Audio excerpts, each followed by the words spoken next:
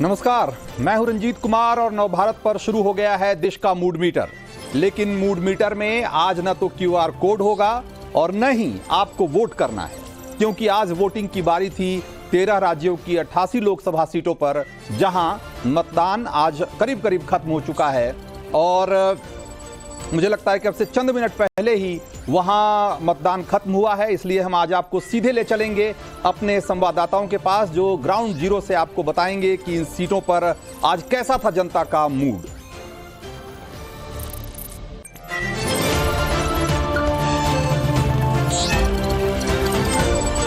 NDA और India गठबंधन के बीच बयानों का खूब शोर रहा और आपको हम सेकंड राउंड की जो वोटिंग है उसकी पूरी डिटेल रिपोर्ट बताएंगे। दूसरे चरण में किसकी हवा चली और किसकी हवा गुम हुई, ये भी हम आपको बताएंगे। हमारे साथ मेरठ, अलीगढ़, गाजियाबाद, नोएडा, बेंगलोर और कोलकाता समेत वायनाड से भी हमारे साथ रिपोर्टर्स जुड़ेंगे, जो कि लाइव रिपोर्ट आपको बताएंगे कि वहां किस तरीके से आज दिन भर वोटिंग हुई और कैसा रहा जनता का मूड। इसके साथ ही राजनीतिक विश्लेषक हमारे साथ हर्षवर्धन त्रिपाठी और दिनेश वार्ष्णेय होंगे, जो बताएंगे कि मतदान कम या ज्यादा होने का क्या मतलब है, और साथ ही चुनाव ठंडा या गर्म, इसका सटीक विश्लेषण भी करेंगे हम लोग। मुस्लिम आरक्षण से लेकर विरासत पर लगने वाले कर का जो मुद्दा इस चुनाव के पहले गूंजा, उसका इस पर कितना असर हुआ होगा, इसे भी हम समझने की कोशिश करेंगे। इसी के साथ बंगाल में जो बवाल हुआ, इस पर भी कुछ चर्चा करेंगे। लेकिन उससे पहले एक बार हम सारे रिपोर्टर्स चलें, उसके पहले एक बार जरा हो सके तो दिखाइए कि शाम 5 बजे तक कहां से कितने % वोटिंग की अभी तक खबर है। हमारे पास जो अभी तक जो सूचना है उसके हिसाब से मेरठ में 54.6, अलीगढ़ में 54.3, गाजियाबाद में 48%, गौतम बुद्ध नगर में 51.5%, मथुरा में करीब 47% और बागपत में करीब समझिए 53% मतदान की खबर है अभी तक। इस तरीके से अगर देखा जाए तो ये आंकड़ा, इसको देखकर ऐसा ये नहीं लगता कि कोई बहुत ज्यादा उत्साह इस बार दिखा है। फर्स्ट फेज के मुकाबले अगर देखें तो ऐसा नहीं है कि बहुत ज्यादा वोटिंग इस बार हुई है या उसमें कोई बहुत बदलाव दिख रहा है। एक तरीके से देखें तो नॉर्मल से कम ही वोटिंग होती हुई दिखाई दे रही है, क्योंकि ये 5 बजे तक के आंकड़े हैं, इसलिए 6 बजे के आखिरी जो आंकड़े आएंगे उसके बाद हो सकता है कि इसमें एक बड़ी तब्दीली देखने को मिले। लेकिन जिस तरह से 5 बजे तक के आंकड़े आए हैं उसको देखकर ऐसा लगता नहीं है कि पिछले बार का जो रिकॉर्ड है या पिछले बार के जो आंकड़े हैं उसको एक क्रॉस कर पाएंगे। मैं आपको बता दूं कि इन सारी सीटों पर अगर देखिए तो सिर्फ गाजियाबाद छोड़ दिया जाए तो सारी सीटों पर 60% से ज्यादा मतदान हुआ था। पिछली बार 60 से लेकर 65% के बीच में, 64% के बीच में मतदान हुआ था। लेकिन इस बार जिस तरीके से वोटिंग हुई है 5 बजे तक की जो रिपोर्ट है, आखिरी रिपोर्ट है 5 बजे की, उससे ऐसा लगता नहीं है कि पिछले बार का आंकड़ा क्रॉस करते हुए दिखाई दे रहे हैं हम लोग। तो हम चलते हैं सीधे श्वेता के पास। श्वेता के साथ बहुत सारे और भी लोग हैं जिन्होंने कि आज दिन में मतदान किया है, और आज वोटर का मूड कैसा रहा, पिछले फेज के मुकाबले, पहले चरण के मुकाबले इस चरण में क्या तब्दीली दिख रही है और लोग क्या कह रहे हैं वोटिंग से लौट कर। जरा एक बार चलते हैं श्वेता के पास। श्वेता।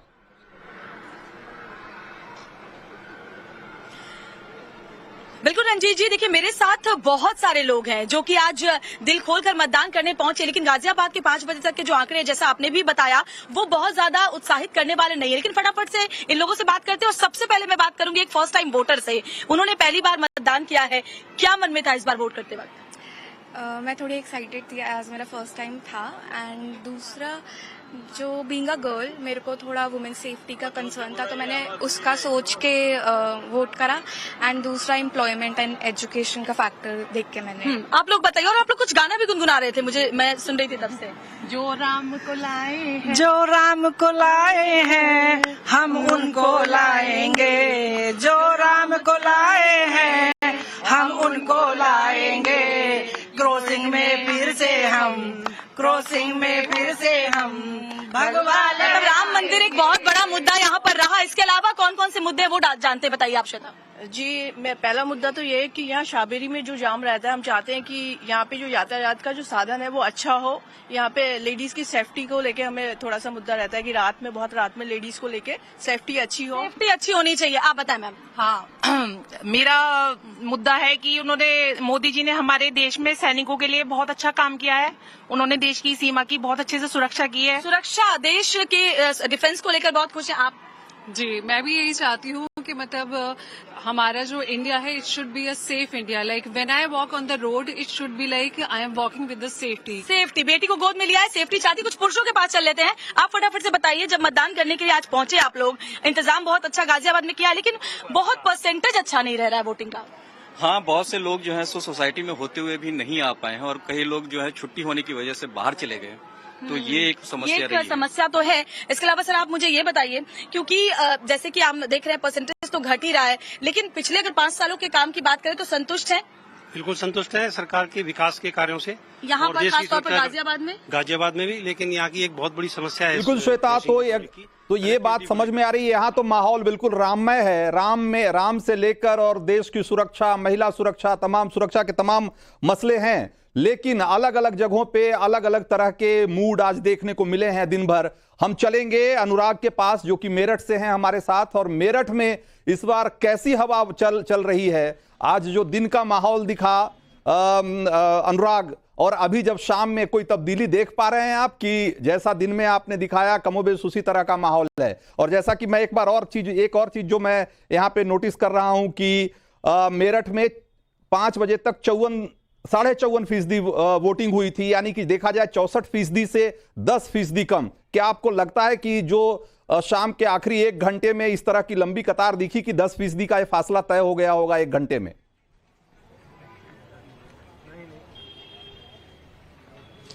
जी रंजीत जी, उम्मीद यही की जा रही थी कि जैसे ही दिन ढलेगा, जैसे थोड़ी सी मौसम में ठंडक आएगी, वैसे वोटर घर से बाहर निकलेगा। लेकिन अगर ज्यादातर बूथों की बात की जाए तो उस तरह की तस्वीर नहीं देखने को मिली। तो हम उम्मीद कर सकते हैं कि तकरीबन 60% तक मतदान प्रतिशत पहुंच सकता है जब ये आखिरी डेटा चुनाव आयोग की तरफ से सामने आए। लेकिन सबसे इंटरेस्टिंग बात यह रही कि जिस बूथ पर हम मौजूद थे, ये मुस्लिम बाहुल इलाका है। तकरीबन इस बूथ पर 5000 मुस्लिम वोटर है और यहाँ पर भरी दोपहरी में हमने देखा कि बहुत ज्यादा बड़ी संख्या में वोटर्स पहुंचे। तो वोटर्स का उत्साह तो दिखा, लेकिन उत्साह किन मुद्दों पर था, जरा एक बार बात करने की कोशिश करते हैं। एक बार जरा आप बताएं कि आप वोट डालने आए, आपने वोट डाला, क्या मुद्दे ध्यान में थे, किन मुद्दों को ध्यान में रखते हुए मेरठ की जनता ने वोट किया? सबसे पहले मैं आपके चैनल की टीम का स्वागत करना चाहूँगा इस बूथ पर कि आप आए और यहाँ मतदान की व्यवस्था आपने देखी। यहाँ के वोटर्स ने ये 2 मुद्दे हमने देखे हैं कि इस मुल्क में अमन व अमान कायम रहना चाहिए, नफरत को नकारा है, और सांप्रदायिक सौहार्द और कौमी यकजहती और मुल्क की सालमियत के लिए हमने वोट दिया है। हम चाहते हैं कि इस हिंदुस्तान में यकजहती रहे, हमारे हमवतन भाई मिलकर हम साथ रहें। ठीक है सर, आप बताएंगे किन मुद्दों पर वोट किया आपने? हमने तो वोट इसलिए किया है क्योंकि यहाँ जो राजनीति की वाला माहौल चल रहा है, जैसे हिंदू मुस्लिम वाला माहौल चल रहा है, हम ये नहीं चाहते। हम चाहते हैं प्रेम की भावना वाला माहौल। तो बीजेपी कह रही है कि हम तो सबका साथ सबका विकास लेकर आगे चल रहे हैं। यही तो जो नीचे स्तर के लोग हैं वो इस काम को गलत कर रहे हैं। हमारे मोदी जी काम बहुत अच्छा कर रहे हैं, ऐसा नहीं है। उनकी जो टीम वर्क है वो काम गलत कर रही है, हिंदू मुस्लिम पैदा कर रही है। इसकी वजह से मोदी जी आगे बढ़ रहे हैं। आप बताएंगे किन मुद्दों पर वोट किया? बड़ी लंबी कतार थी यहाँ पर, यहाँ की जनता ने क्या सोचा? आप लोग उनके बीच भी रहे होंगे। हम लोगों ने यहाँ पर जो मतदान किया है ना, वो बेरोजगारी और अपनी शिक्षा और हिंदू मुस्लिम एकता के ऊपर मतदान किया कि आपस में ये भाईचारा कायम रहना चाहिए, दोनों भाई आपस में एक मोहब्बत के साथ मतदान करें। आप बताएंगे भाईचारे एकता की बात हम आपके पास फिर आएंगे अनुराग आपके पास। एक बार रविकांत के पास चलते हैं और हम हर्षवर्धन जी के पास भी चलेंगे, लेकिन उससे पहले आपके पास आते हैं रविकांत, अगर आप आंकड़े देखिए मथुरा के आंकड़े सबसे ज्यादा निराशाजनक हैं। अगर वोटिंग का परसेंटेज देखिए करीब 47%। पिछली बार 61% वोटिंग हुई थी यहाँ तो, और 5 बजे तक यहाँ के आंकड़े कह रहे हैं कि 47%। कोई हवा बदली हुई दिख रही है क्या संकेत हैं? देखिए रंजीत जी, भगवान कृष्ण की नगरी मथुरा में आखिरकार ये वोटिंग परसेंटेज कम क्यों हुआ? मथुरा की जनता मेरे साथ है, एक एक करके उनसे पूछ लेते हैं, वोटिंग परसेंटेज कम क्यों रह रहा है? नहीं, यहाँ पर तो वोटिंग परसेंटेज अच्छा हुआ है। जो भारतीय जनता पार्टी के पक्ष में जिन लोगों ने वोट डाला है वो सब लोगों ने डाला है। जहाँ विपक्ष में कोई उम्मीदवार नहीं था तो उन लोगों ने वोटिंग परसेंटेज कम किया है। आपको क्या लगता है, क्योंकि पिछली बार 60% वोट परसेंटेज था, इस बार कम दिखाई दे रहा है, क्या वजह है, क्या कोई विरोध की लहर है? देखिए, भारतीय जनता पार्टी का जो वोट प्रतिशत है वो यथावत है, उसमें कहीं कोई कमी नहीं है। अगर जो वोटिंग परसेंटेज अगर कहीं कम हुआ तो वो विपक्ष की हताशा के कारण होगा, क्योंकि विपक्ष के पास ना कोई प्रत्याशी, विपक्ष का कैंडिडेट नहीं था। आपको क्या लगता है, क्या मुद्दे थे मथुरा के, क्या सोचकर आप लोगों ने वोट किया? देखिए, मथुरा के तो बहुत सारे मुद्दे हैं, ऐसे एक एक करके तो मैं आपको शॉर्टकट इसमें शॉर्ट टाइम में नहीं गिना। प्रमुख मुद्दे बता। प्रमुख तो जैसे जब मैंने अभी आपसे बात कर रही थी कि जमुना जी की सफाई है, यहाँ ट्रैफिक की व्यवस्था, बंदरों का आतंक, जिसके लिए हेमा जी ने कहा था कि बंदर सफारी बनाई जाएगी एक, यहाँ से ये बस स्टैंड से यहाँ शिफ्ट होना चाहिए। वोट हो गया, आपको क्या लगता है कौन जीता हुआ आप लोगों को दिखाई दे रहा है मथुरा से? ये हमारी हेमा जी जीतने के लिए है, जो वर्तमान सांसद है, लगभग 4 और 5 लाख के बीच में। आपको क्या लगता है? अरे 5 लाख से ऊपर जीतेंगी। मोदी जी का नाम है, 5 लाख से जीतेंगी, और मोदी जी के और योगी जी का तो यानी हैट्रिक लग रही है। देखिए तो वोटिंग भले कम हुई है, लेकिन उत्साह कोई कम नहीं हुआ है बीजेपी कार्यकर्ताओं का। हमारे साथ हर्षवर्धन त्रिपाठी भी हैं।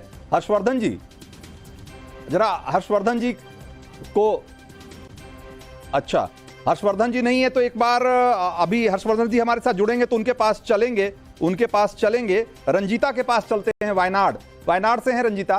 रंजीता, आपने पिछला चुनाव भी कवर किया था वायनाड में, और आप इस बार भी वहां गई हैं। पिछली बार और इस बार की हवा में कोई बदलाव महसूस हो रहा है, या लग रहा है कि जैसे पिछली बार 4 लाख वोट से जीते थे, इस बार भी वहां से राहुल गांधी उसी तरीके से जीतेंगे? क्या लग रहा है आपको?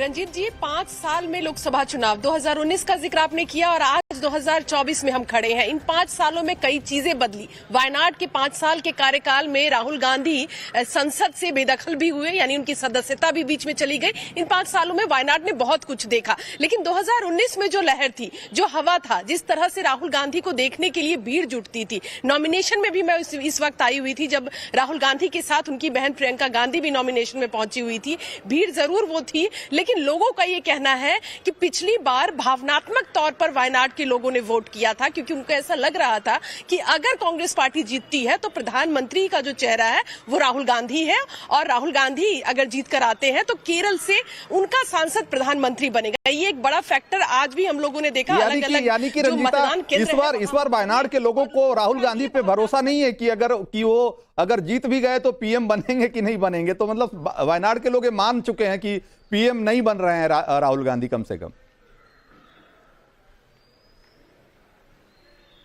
बिल्कुल, देखिए, क्योंकि इंडिया अलायंस है इस बार, और अभी तक प्रधानमंत्री के चेहरे को लेकर किसी तरह की जो हम कह सकते हैं घोषणा अभी तक नहीं की गई है। एक मतदान केंद्र में हूं मैं और जानने की कोशिश करूंगी, क्योंकि अब वोटिंग खत्म हो चुकी है। आप बताएं कि वोटिंग आज किस तरह की रही, और क्या ये जो कहा जा रहा है बार बार कि इस बार तीनों जो कैंडिडेट हैं उनमें बराबर की टक्कर है, क्या इस तरह का है? इस तरह का अभी इधर वायनाड पार्लियामेंट से वो राहुल गांधी का बहुत बुरी वर्ष 3 लाख का ऊपर वोट मिल जाएगा। पिछली बार 4 लाख से जीते थे, इस बार क्या मार्जिन कम हो जाएगा? मार्जिन कम होने का कारण है बहुत आदमी यहाँ बाहर का काम किया, इधर काम के नहीं था इंडिया में, इसलिए बाहर बहुत आदमी अभी काम के लिए, वो 5 साल का अंदर बहुत आदमी का वोटर वाला काम के लिए बाहर गया। हाँ। वो गल्फ में और अमेरिका, ऑस्ट्रेलिया, इस बहुत आदमी का। अभी एक बूथ में 1000 वोटे तो और 600 आदमी इधर है, 400 आदमी बाहर है। अच्छा, केरल से बाहर है और इस वजह से वोट और बतौर सांसद ये आरोप भी बीजेपी के कैंडिडेट जो है वो लगा रहे कि राहुल गांधी बहुत अपने संसदीय क्षेत्र में आते भी नहीं थे, ऐसा था? नहीं, राहुल गांधी इधर ये मंडल में क्या काम करने का, वो पूरा काम इधर करते हैं। राहुल गांधी इधर नहीं, तो वो देशीय नेताजी है, इसलिए उसका बिल्कुल सबको ठीक है। रंजीता, हम फिर आपके पास आएंगे, जरा एक बार हर्षवर्धन जी का रुख कर लेते हैं। हर्षवर्धन जी, भाई इस बार अगर आप देखिए तो वोटिंग कम से कम 5 बजे तक की वोटिंग को देख के ऐसा नहीं लगता है कि पहले फेज के मुकाबले दूसरे फेज में कोई बड़ी तब्दीली आने वाली है। ऐसा लग रहा था कि चुनाव में, जो चुनाव प्रचार में खास करके जिस तरह की सरगर्मी दिख रही थी, कम से कम पोलिंग बूथ पे उस तरह की सरगर्मी लग नहीं रहा है कि पहुंची है वहां तक। देखिए रंजीत जी, मुझे लगता है कि दरअसल हम लोग सरगर्मी दो लिहाज से देखते हैं। एक तो नेता लोग कैसे भाषण करते हैं, आपस में थोड़ा धींगा मुश्ती हो रही है या नहीं हो रही है, और दूसरा ये है कि क्या सचमुच इस गर्मी में ये जो पोलिंग परसेंटेज आ रहा है, ये पोलिंग परसेंटेज बहुत खराब है। क्योंकि पिछले कुछ समय में लगातार देश में चुनाव में मतदाताओं का जो कहें कि उनका जो सहभाग है वो बढ़ा है, लेकिन अगर आप पिछले वर्ष जो 2019 का चुनाव है उसके मुकाबले देखें तो लगभग कमोबेश ज्यादातर जगह पर वही पोलिंग परसेंटेज है। मुझे आज भी जो सेकंड फेज की पोलिंग दिख रही है, अभी जब ये चुनाव आएंगे तो लगभग अंतिम जो आएंगे वोटिंग के जो कहें कि नंबर्स आएंगे तो वो 3-4% के आसपास कम ज्यादा हो सकते हैं। अगर आप उनको एग्जैक्ट नंबर्स में तब्दील करेंगे तो लगभग उतना ही वोट परसेंटेज होगा जो बढ़े हुए मतदाता हैं। अब दूसरा इसमें एक जो सबसे महत्वपूर्ण है, ये एक ऐसा चुनाव देश में है जिसमें देश की जनता ने मन बना लिया, चाहे वो नरेंद्र मोदी के साथ खड़ी हो, चाहे वो राहुल गांधी के साथ खड़ी हो। इसलिए बहुत ज्यादा जिसको हम कहें कि वो आक्रामकता, वो जबरदस्ती एक दूसरे को नहीं चलो वोटिंग करते हैं, थोड़ा वो वाला उत्साह कम है। ओवरऑल मैं कहूं तो ये एक स्टेटस को का चुनाव मुझे दिखता है, जो 2019 से लगभग वैसा ही चुनाव जाता हुआ मुझे दिखता है। हाँ, थोड़ा सा बातचीत, थोड़ा सा रैली, थोड़ा सभा, वो फर्स्ट फेज से सेकंड फेज के बीच में थोड़ी गर्म हुई, थोड़ा मुद्दे दूसरे तरह के आए, तो थोड़ा सा सांप्रदायिक ध्रुवीकरण हुआ, हिंदू मुस्लिम एक तरह से वोट की घेरेबंदी हुई। इसलिए हमें लगता है कि उसका असर हमें आज की वोटिंग में दिखना चाहिए। लेकिन अगर देखिए 5 बजे तक के अगर आंकड़े देखें तो कम से कम 10% का फासला अभी दिख रहा है। कहीं कहीं तो यह फासला बहुत बड़ा है। मथुरा में 46-47% वोटिंग हुई थी 5 बजे तक, और अगर आप देखें पिछली बार का आंकड़ा 61% का है, तो उस हिसाब से मुझे लगता है कि 1 घंटे में बहुत लंबा फासला तय करना था। पता नहीं कर पाएगी नहीं या नहीं, कहना मुश्किल है। आखिरी आंकड़े जब आएंगे उसके बाद हम आपको बता पाएंगे इस बारे में और ज्यादा। लेकिन दिनेश वार्ष्णेय, ये जैसा कि अभी कह रहे थे हर्षवर्धन जी कि लोगों ने मन बना लिया है, स्टेटस को का चुनाव है और लोगों ने तय कर रखा है कि उनको क्या करना है, इसलिए ज्यादा तब्दीली नहीं दिख रही है। लेकिन जो 2-4% कम बेसी दिख रहा है, वो क्या लगता है आपको, ये कोई नतीजों पे कोई फर्क डाल पाएगा, या जैसा हर्षवर्धन जी कह रहे हैं वैसा ही होने वाला? नहीं, स्टेटस को नहीं रहेगा। ये 3% से लेके 4% तक का डिफरेंस आ रहा है। इससे सीधी बात है कि आरएसएस का काडर नहीं निकल रहा, जो हमारे को खबर मिली है। जैसे आपने मथुरा का उदाहरण दिया, गाजियाबाद का उदाहरण दिया, दोनों सीटें बीजेपी हार रही है। अब कुछ भी ये कर लें, कुछ भी कहते रहे, ये हार रहे हैं। अभी तक तो हमारा अंदाजा ये था कि बीजेपी कम वोट, लेकिन ऐसा किस आधार पे आप कह रहे हैं? जो लोग नहीं निकले वो बीजेपी के ही कार्यकर्ता हैं, ऐसा कैसे माना जा सकता है? उसका रीजन ये है कि हमें ग्राउंड से रिपोर्ट है। अच्छा, हमारे वर्कर्स ने ग्राउंड पर रिपोर्ट दी है, कांग्रेस वर्कर ग्राउंड पर रिपोर्ट दे रहे हैं। हम तो एक दूसरे को पहचानते हैं, बस्तियों में एक दूसरे से मिलते हैं रोज, सब आपस में बात करते हैं। हम आपस में नेताओं से भी बात करते हैं, आरएसएस वालों से भी बात करते हैं, सबसे बात करते हैं। वो खुद मान रहे हैं इस बात को, आरएसएस वाले खुद मान रहे हैं इस बात को कि हमारे को ये प्रॉब्लम हो रही है अग्निवीर से, महंगाई से, बेरोजगारी से। जनता हमारी बात सुनने को तैयार नहीं है, अंडर करंट है। इसलिए ये तय है कि हम तो पहले सोच रहे थे कि ये बीजेपी की 170 से 180 के बीच सीट आएंगी। अब नहीं लगता कि ये 135 से ऊपर जाएंगे, क्योंकि 190 सीट का चुनाव आज खत्म हो जाएगा। हाँ, तो और तमिलनाडु में जीरो है, केरल में जीरो है, कर्नाटक में खत्म हो जाएंगे, 2-3 सीटें आएंगी, तेलंगाना में 2-3 सीटें आएंगी। आपका विश्लेषण तेलंगाना में उनको हजम नहीं हो रहा है। रुकिए, हर्षवर्धन जी, राजस्थान में ये कम से कम कह रहे हैं कि जो कम वोट हुआ वो बीजेपी का वोट कम हुआ, वो विपक्ष का वोट कम नहीं हुआ। आपको क्या लगता है? देखिए रंजीत जी, मैं चूंकि दिनेश जी तो चूंकि जिस तरह से बात करते हैं, देश में कम्युनिस्ट पार्टी का कुछ आधार बचा नहीं है, तो वो पता नहीं किस पार्टी के कार्यकर्ता से बात करते हैं कहा। लेकिन एक पत्रकार के तौर पर जब मैं देखता हूं तो निश्चित तौर पर कम वोट प्रतिशत की दोनों वजह है। हर्षवर्धन जी, एक वजह ये है, मोदी जी सबसे पहले कम्युनिस्टों को ही गाली देते हैं जहां जाते हैं। आपको कुछ बोलना है तो वो भी बोल लीजिए, क्योंकि बेवजह आपको खांसी भी आएगी बोलते हुए तो मैं चुप हो जाता हूं। मैं ये कह रहा हूं कि आप कह रहे हो कम्युनिस्टों का कुछ नहीं पता, उसकी चिंता आप मत कीजिए। अगर कम्युनिस्टों का कुछ नहीं बचा तो कहीं भी वो जाते हैं तो कम्युनिस्टों को गाली देते हैं। भारत मंडपम में बीजेपी की एग्जीक्यूटिव की मीटिंग में वो कहते हैं कि कम्युनिस्ट विचारधारा से लड़ो, कम्युनिस्ट विचारधारा से लड़ो। आपको जो बीजेपी को जिसको आप समर्थन करते हैं उसकी कुटाई कम्युनिस्ट ही कर सकते हैं। हिटलर की भी कुटाई कम्युनिस्टों ने की थी। तो जरा फिर हम लौटेंगे आप दोनों के पास लौटेंगे। जरा अपने रिपोर्टर से लगातार अपडेट लेते रहना चाहिए, क्योंकि अभी अगला 1 घंटा बहुत महत्वपूर्ण है। सारे आंकड़े अभी अपडेट होंगे। जरा चलते हैं नोएडा हम, जहां पर कि मोहित ओम है हमारे संवाददाता। मोहित ओम, क्या दिन भर का आपने देखा, दिन भर वोटिंग जिस तरीके से चली, और अभी जब शाम में आखिरी दौर में कुछ बदलाव दिखा, और कैसा क्या लग रहा है कि पिछली बार के मुकाबले कुछ हवा बदली हुई दिख रही है, या आपका क्या आकलन है अब? रंजीत जी, जिस तरीके से बयानबाजियों में गर्मी नजर आई और कार्यकर्ताओं में गर्मी नजर आई, उतनी गर्मी मतदाताओं में नजर नहीं आई। नोएडा में इस महज 51% वोट जो है वो 5 बजे तक पड़ा था, यानी पिछले बार के मुकाबले 12 से 13% वोट जो है वो कम पड़ता हुआ नजर आ रहा है। और बात करें अंतिम 1 घंटे की, तो उसमें बहुत ज्यादा वोटिंग होती हुई नजर नहीं आई है। क्या इसका असर किस पर पड़ेगा? क्या महेश शर्मा जी दोबारा जीत पाएंगे, नहीं जीत पाएंगे? ये बात करते हैं यहाँ के लोगों से। सर, वोटिंग परसेंटेज बहुत कम हुई है, किस पे असर पड़ रहा है इसका? देखो, बीजेपी के अपोज में सारी वोटिंग गई है।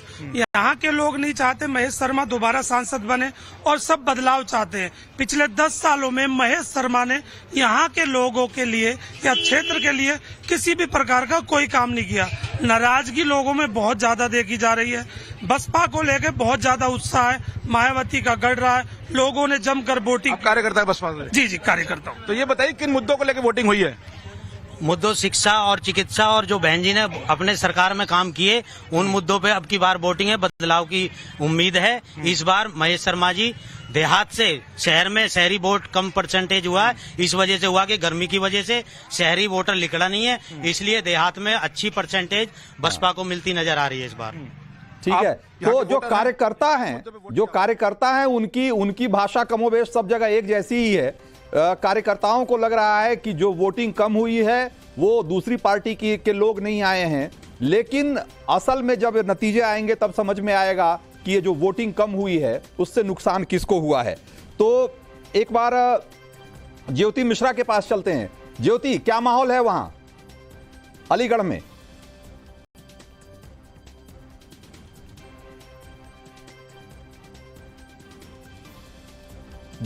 ज्योति के कनेक्शन में कुछ इशू है, हम फिर से उनके पास चलेंगे। एक बार फिर से श्वेता का रुख करते हैं। श्वेता, आपके पास कुछ और नए लोग दिख रहे हैं, क्या कह रहे हैं वो? वहां तो हालांकि पहली बार जब मैं आया था तो वहां तो राममय माहौल दिख रहा था, और मुझे लगता है कि बीजेपी के लोग ज्यादा हैं वहां पे, इसलिए एक खास तरह की बात हो रही है। फिर भी जरा मैं चाहूंगा कि लोगों से पूछिए कि इस बार किन मुद्दों को लेकर के वोटिंग हुई, और थोड़ा वोटिंग कम जो हुई है उसका नुकसान किसको हो सकता है? बिल्कुल, मैं इनसे बात करती हूँ। आपने सही कहा, इनके लिए जो मुख्य मुद्दे हैं वो बीजेपी ओरिएंटेड ही हैं। राम मंदिर इनके लिए बहुत बड़ा मुद्दा है, और खासतौर पर जब मैं लगातार इन लोगों से बात कर रही हूँ तो इनका ये कहना है कि हमने यहाँ के कैंडिडेट को वोट नहीं दिया, हमने सीधे मोदी जी को वोट दिया। बताइए। जी, हमारा प्रत्याशी कमल का फूल है। नरेंद्र मोदी जी जो राष्ट्र सेवा कर रहे हैं, जो राष्ट्र का विकास कर रहे हैं, उसके लिए पूरी क्रॉसिंग की जनता वोट करती है। हाँ, हमने मोदी जी को वोट दिया है।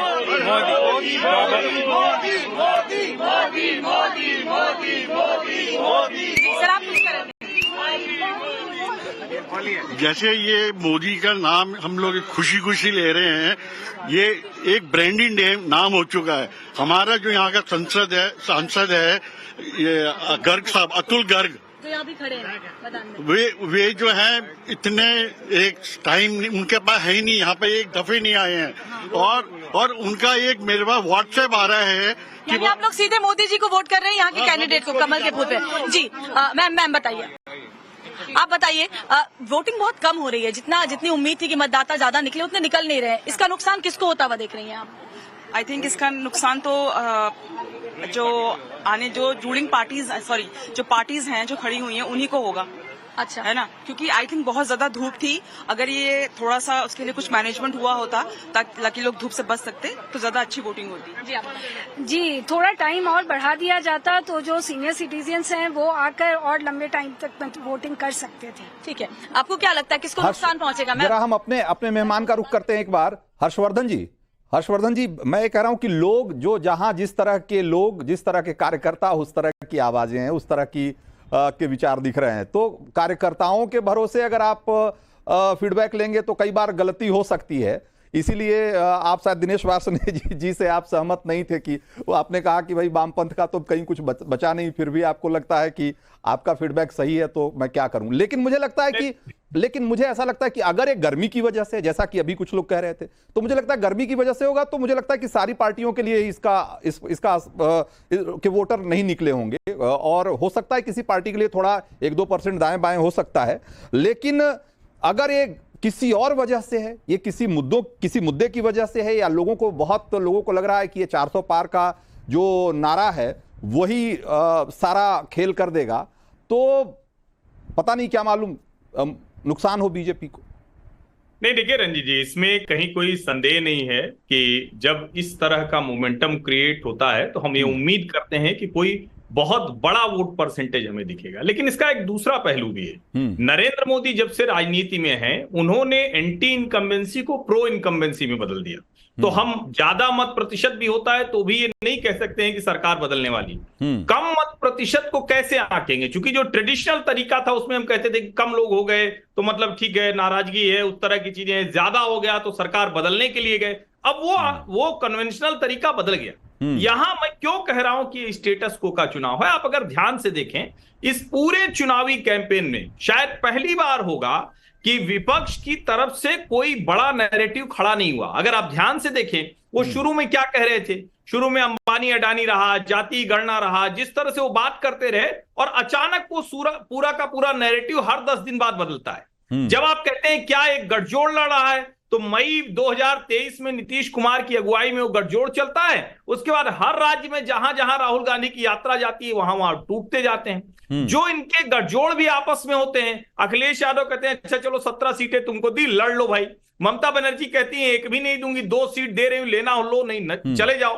तो कुल मिलाकर जो स्थिति है उससे जनता देखती है। तो निराशा 2 तरह की हो सकती है। एक तो कि चलो ठीक है, नरेंद्र मोदी बहुत अच्छा जीत रहे हैं तो हम नहीं जाएंगे, तो चलो वो वोट प्रतिशत कम हो सकता है। लेकिन दूसरी वाली आशंका ज्यादा है। आप सोचिए, जिस कांग्रेस पार्टी से ये कहकर लोग निकल रहे हैं कि भाई ये पार्टी नहीं रही, ये राम मंदिर पर बात नहीं करती, ये सनातन के खिलाफ बात करती है, ये पार्टी पूरी तरह से कम्युनिस्ट आइडियोलॉजी की तरफ चली गई है, ये पार्टी सनातन धर्म के खिलाफ है, और उस पार्टी के लोगों को अगर बूथ पर बस्ता रखने वाले नहीं मिलेंगे, उनको लोग नहीं मिलेंगे, तो आप कल्पना कीजिए अमेठी और रायबरेली में पार्टी अभी तक अपना कैंडिडेट तक नहीं घोषित कर सकी है, और तब आप उम्मीद करेंगे कि इनके मतदाता निकल कर आए। ये होता हुआ मुझे नहीं। क्या मालूम वायनाड से वो जो वहां का हवा का रुख देखकर कुछ तय करना चाहते हो। तो आज अभी थोड़ी देर पहले, अभी आप जब नहीं जुड़े थे संभवतः, तब रंजीता से हमारी बात हो रही थी।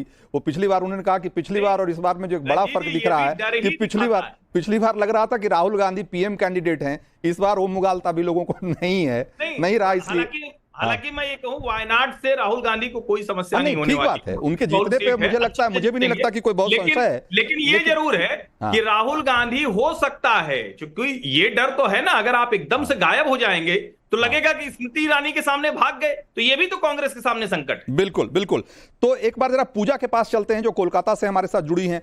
पूजा, बंगाल पर सबसे ज्यादा नजर है इस बार, और लग रहा है कि अगर कोई कुछ करिश्मा हुआ तो बंगाल में हो सकता है।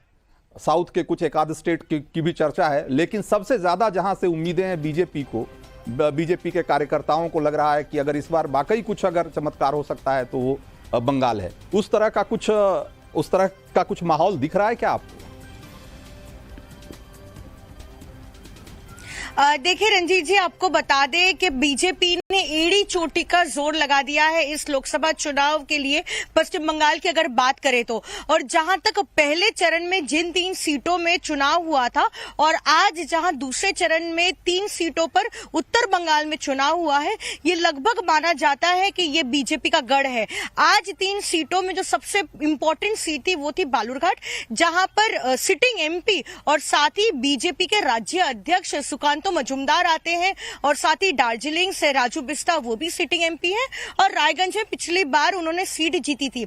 अब आज हमने देखा कि अन्य राज्यों के मुकाबले बंगाल में बम्पर वोटिंग हुई है, लेकिन इस वोटिंग के क्या मायने हैं? अगर हम 2 उदाहरण के तौर पे देखें तो 2019 में शायद ही किसी ने सोचा होगा कि बीजेपी को 18 सीटें आएगी, उस टाइम भी बम्पर वोटिंग हुई थी। और उसके बाद अगर 2021 के विधानसभा चुनाव की अगर बात करें तो उस समय भी वोटिंग काफी ज्यादा हुई अगर फीसदी के तौर पे हम देखें, लेकिन उस समय ममता बनर्जी को 200 से ज्यादा सीटें आई। लेकिन बंगाल का आखिरकार मूड क्या है? लोग अक्सर बताने में कतराते हैं क्योंकि उनको लगता है कि उनकी पॉलिटिकल प्रोफाइलिंग हो जाएगी। अगर खुल के तो बंगाल के साथ ये चुनौती है कि वहां लोग वोट किसको देते हैं, वोट करने के बाद भी बोलने के पहले 5 बार सोचते हैं। ये बात तो है ही बिल्कुल। ऐसे में ये वोटिंग इस बार, जैसा कि आपने कहा कि पिछली बार वोटिंग हुई थी जब लोकसभा में बम्पर वोटिंग हुई तो बीजेपी को फायदा मिला, दूसरी बार बम्पर वोटिंग हुई तो उसका फायदा ममता को मिला। इस बार की जो वोटिंग है वो किस तरफ जा रही है कहना मुश्किल है। ठीक है, हम आपके पास फिर से आने की कोशिश करेंगे। इस बार जरा एक बार पिंकी राज पुरोहित से भी बात कर लेते हैं। बेंगलुरु से लाइव हैं, बेंगलुरु से। और बेंगलुरु में हालांकि वहां कोई बड़ी चुनौती दिख नहीं रही है, लेकिन जहां आप हैं इस समय पिंकी, संभवतः आप ग्रामीण सीट पे हैं, और वहां क्या माहौल है? और बेंगलुरु साउथ में जहां जो एक हाई प्रोफाइल सीट है वहां जरा दोनों जगह का इक्वेशन बताइए। देखिए बिल्कुल, कर्नाटका में जो है 28 में से 14 सीट्स पर आज वोट डाले गए हैं, लेकिन हम जिस सीट पर सब मौजूद है ये बेंगलुरु रूरल की सीट है, जहां पर डीके शिव कुमार के भाई डीके सुरेश जो है वो कांग्रेस से और बीजेपी से देवेगौड़ा के दामाद डॉक्टर मंजुनाथ मैदान में है।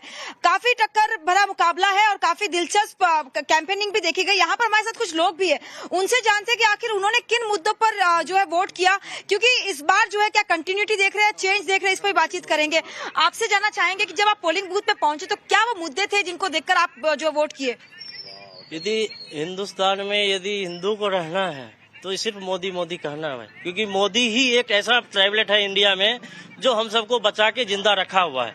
नहीं तो हमारे हाथ से केरला चला गया, बंगाल चला गया। आप बताइए, क्या आप कंटिन्यूटी चाहते हैं सेंटर में या चेंज चाहते हैं इस बार? कंटिन्यूटी चाहता है। अभी इधर अब हमारा बेंगलुरु रूरल में जो हमारा डॉक्टर साहब है सीएन मंजुनाथ साहब, समय का अभाव है हमारे पास पिंकी। मैं आपके साथ जो लोग हैं समझ में आ रहा है कि बीजेपी को लेकर के वहां बहुत उत्साहित हैं लोग। जरा हम अपने एक और संवाददाता ज्योति के पास चलते हैं। ज्योति अलीगढ़ से हैं। अलीगढ़ से हमने बात करने की कोशिश की थी उस समय ज्योति से, लेकिन बात नहीं हो पाई थी। क्या माहौल है ज्योति जहां आप हैं इस समय? बिल्कुल सर, अगर मेरी आवाज आ पा रही हो तो अलीगढ़ में मैं मौजूद हूं और सुबह से ही लगातार हम यहाँ पर लोगों की नब्ज टटोलने की कोशिश कर रहे हैं। देखिए, अलीगढ़ में मामला बहुत ज्यादा दिलचस्प हो चुका है। लड़ाई बहुत पेचीदा नजर आ रही है क्योंकि पिछले 2 बार से बीजेपी के सांसद थे सतीश गौतम, जो इस बार उनके लिए राह काफी कठिन नजर आ रही है।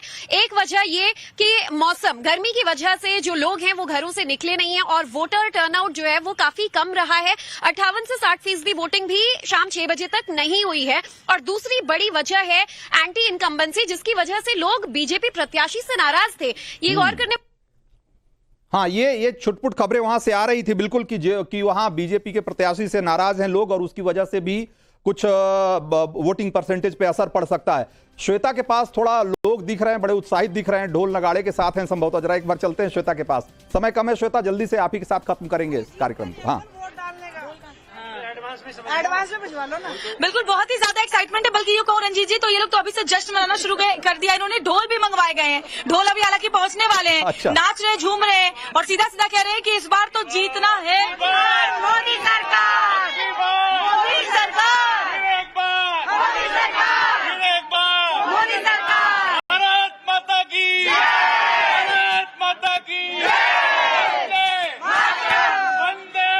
बहुत ही ज्यादा एक्साइटमेंट है इनके बीच में। हर्षवर्धन जी, एक क्लोजिंग कमेंट कि बीजेपी के कार्यकर्ता जहां भी दिख रहे हैं, उनका जोश देखकर ऐसा लगता है कि चीजें पिछले बार के मुकाबले बहुत बदलने वाली नहीं है। उनको ऐसा लग रहा है। क्या वाकई पूरे पक्के तौर पे आपको भी लगता है कि ये स्टेटस को का चुनाव है, जैसा कि आपने पहले कहा? निश्चित तौर पर देखिए रंजीत जी, मुझे जरा सा भी संदेह नहीं है। और देश भर में जो घूमते टहलते मेरी जो समझ बन रही है, जो राजनीतिक जिसको हम कहते हैं ना पॉलिटिकल पल्स जैसे चल रही है, उसको समझते जो समझ बन रही है, और विशेष करके जिस तरह से विपक्ष ने पूरा का पूरा प्लॉट खो दिया है। आप पॉलिटिकली लड़ते कहीं दिखते हैं ना, तो मैं बार बार कह रहा हूं कि इस बात को हम 4 जून को फिर बात करेंगे, तो आपके साथ भी चर्चा में हम फिर से बात करेंगे।